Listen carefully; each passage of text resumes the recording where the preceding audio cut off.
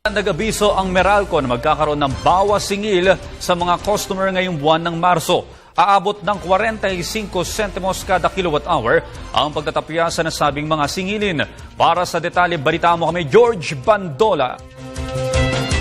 45 centavos kada kilowatt-hour ang bawas sa presyo ng kuryente sa mga consumer ng Manila Electric Company o Meralco. Bumaba raw kasi ng 33 centavos per kilowatt-hour ang generation charge mula sa kuryenteng binibili ng Meralco sa mga power plants sa ilalim ng Power Supply Agreement.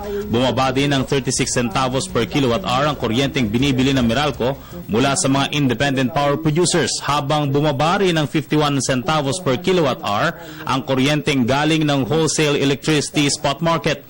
Bukod dito, naitala rin ng Meralco ang pagbaba ng subsidy cost, system loss charge at universal charges ng 11 centavos per kilowatt-hour, habang bumaba ng 5 centavos ang value-added tax at local franchise tax kahit pa tumaas ng 4 centavos per kilowatt-hour ang transmission charge. Pero panandalian lamang ang kasihang ito ng 5.5 million Meralco consumers dahil posibleng tumaas naman ang presyo ng kuryente sa darating na summertime.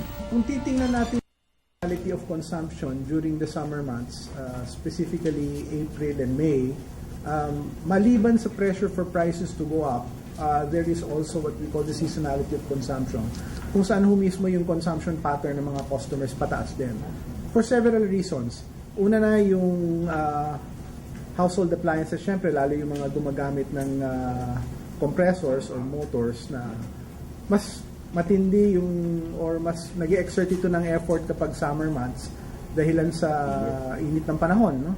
At the same time, mas mahaba yung gamit mo. Kung dati nung panahon ng taglamig or December months, January, even February, yung duration ng gamit mo, for example, for an air conditioning unit, a certain number of hours, hahaba yan pagdating ng summer months dahil syempre to cope with the heat. Samantala, ngayon pa lamang ay tinitiyak na ng Meralco na hindi magkakaroon ng brownout sakaling magkaroon na nga ng maintenance ang Ilihan at Pagbilao power plants. Sa pagtatayan naman ng National Grid Corporation na kasama ng Department of Energy at Meralco na nakipag-coordinate, wala naman inaasahan pagkukulang ng kuryente ngayong darating na summer. Kaya ang mga aksyon lang na ginagawa nating lahat, sinisigurado lang na kahit na magkaroon ng mga unforeseen events tulad ng mga forced outages, ay meron pa rin tayong sapat na supply ng kuryente para sa Luzon City. Kaya panawagan ng Meralco, kailangang iba yung pagtitipid ang gawin ng mga consumer para hindi ito makabigat sa load ng kuryente, lalo na sa papasok na summer. Para sa Telebisyon ng Bayan, George Bandola.